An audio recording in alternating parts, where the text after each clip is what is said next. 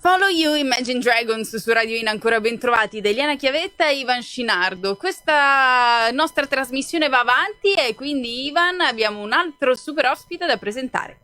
Io lo corteggio da un po', Giuseppe Lo Piccolo, ma poi quando a pochi metri dal mio lavoro l'ho visto con un trucco incredibile.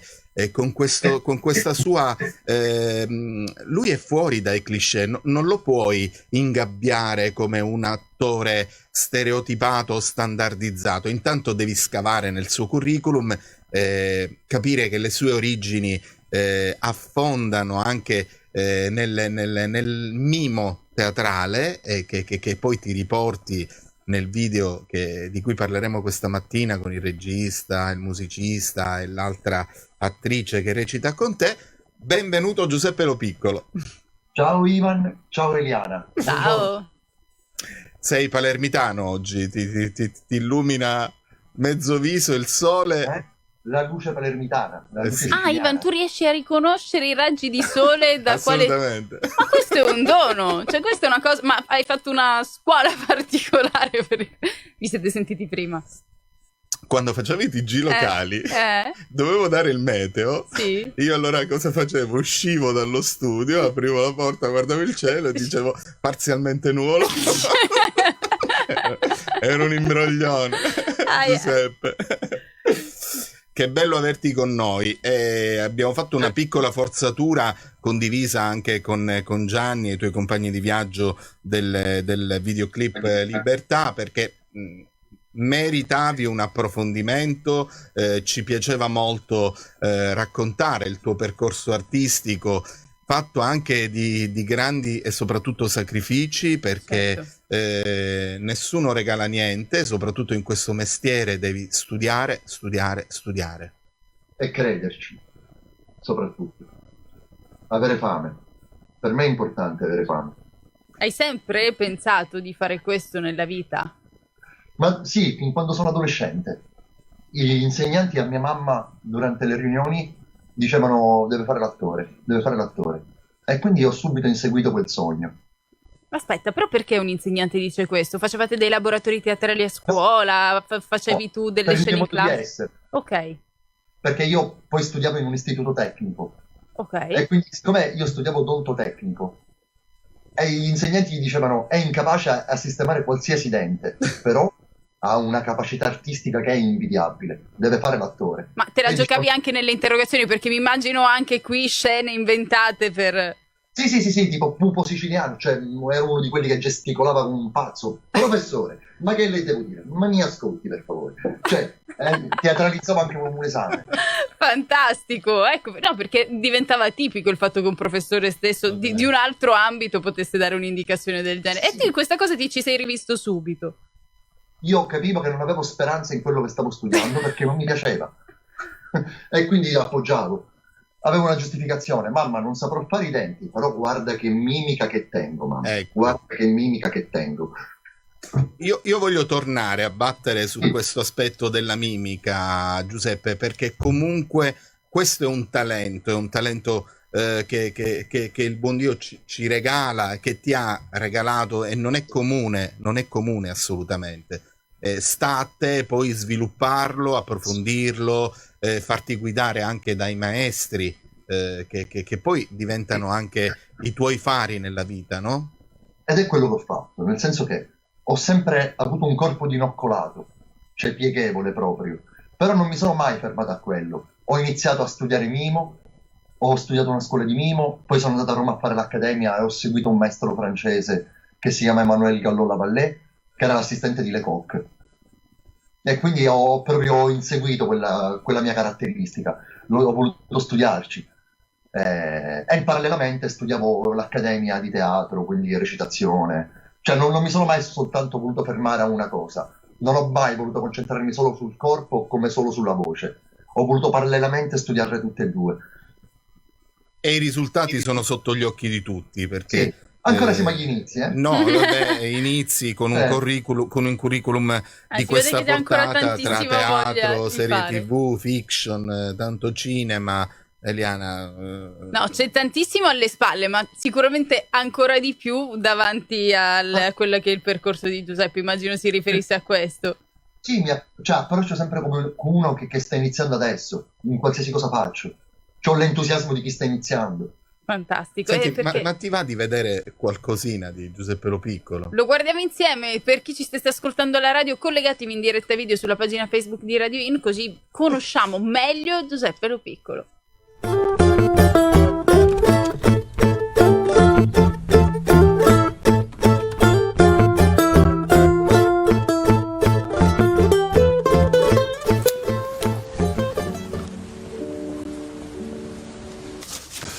Ma quando ci attaccheranno non mi lasciare solo con questa truppa di minorenni. Li hai visti i nuovi, dovresti curarti un po' di loro. Li hai visti, sì o no?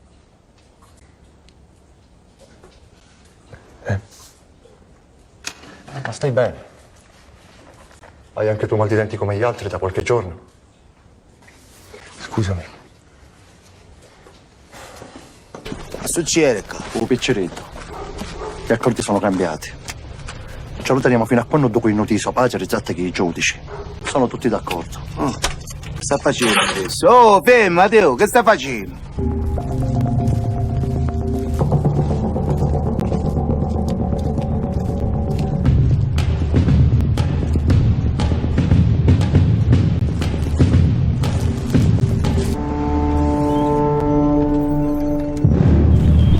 Ti fai più paturni tu dei film francesi. C'è poco da scherzare. La odi. Che esagerato. Pensa che la mediocrità sia un posto tranquillo dove stare. Che dà sicurezza. Che ti culla.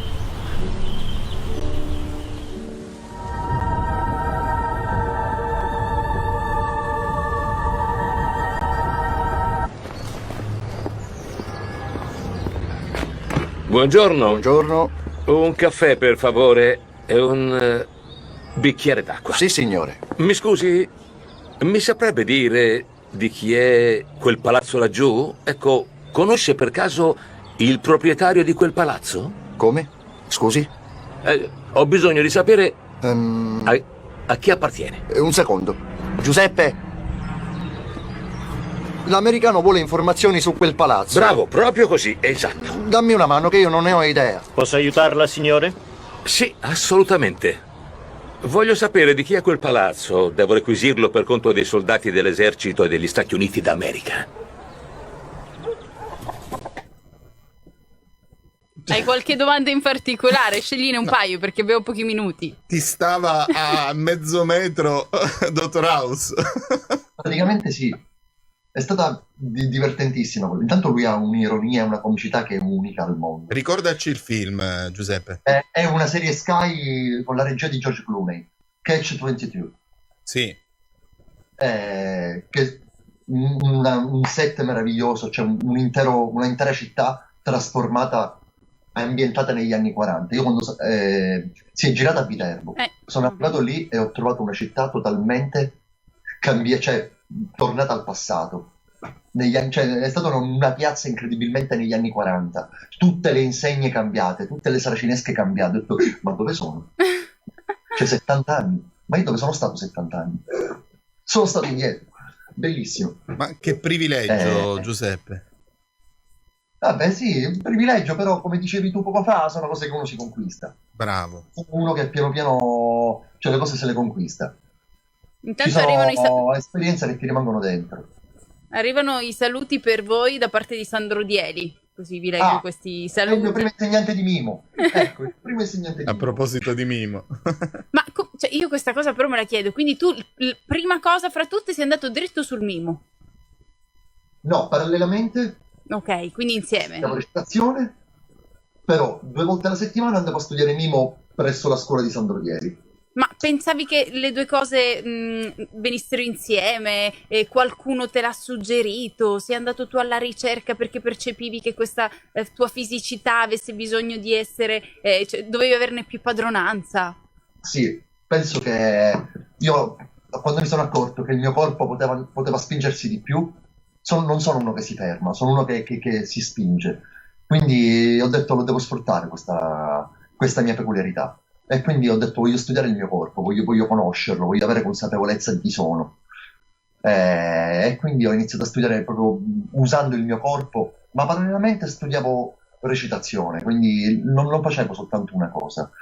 E nel frattempo studiavo anche all'università.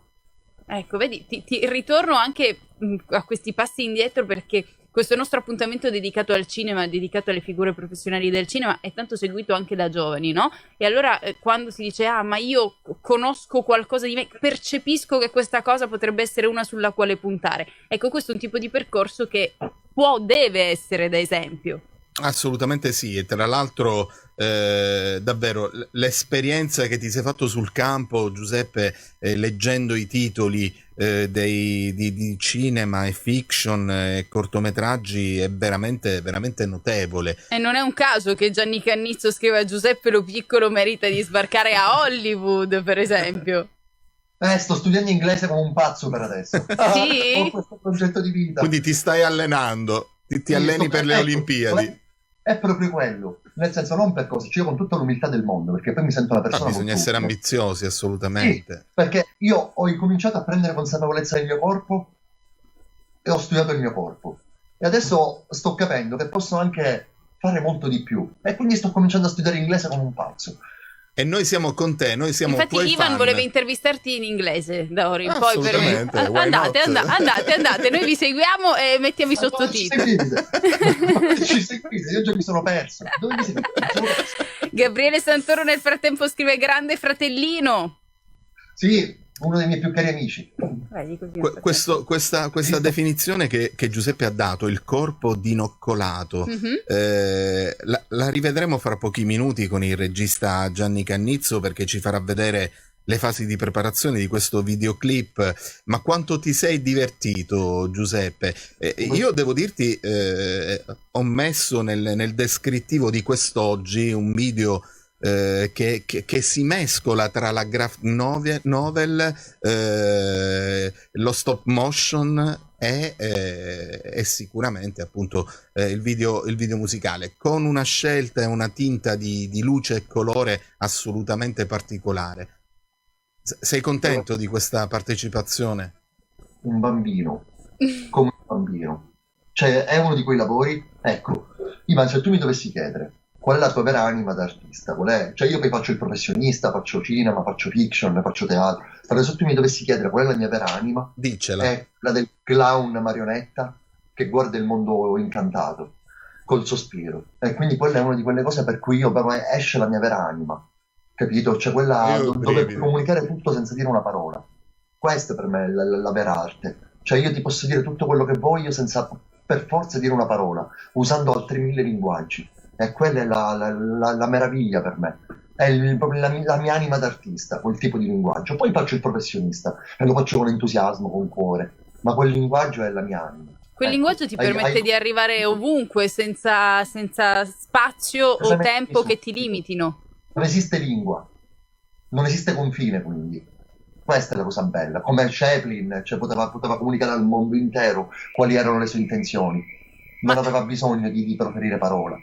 Hai avuto modo di testarla dal vivo questa cosa, magari trovandoti una persona davanti che poi ti vuole fare un complimento e te lo fa in una lingua in cui tu non lo capisci? Hai avuto esperienze, aneddoti di questo tipo? Guarda, che io ricordo no. Però, essendo che sono uno che parla molto col corpo, anche quando parla quotidianamente, cioè instauro sempre livelli di comunicazioni che non siano verbali. Quindi dove ci si capisce con un cenno, dove si fa il complimento con un cenno, dove si comunica con dei cenni.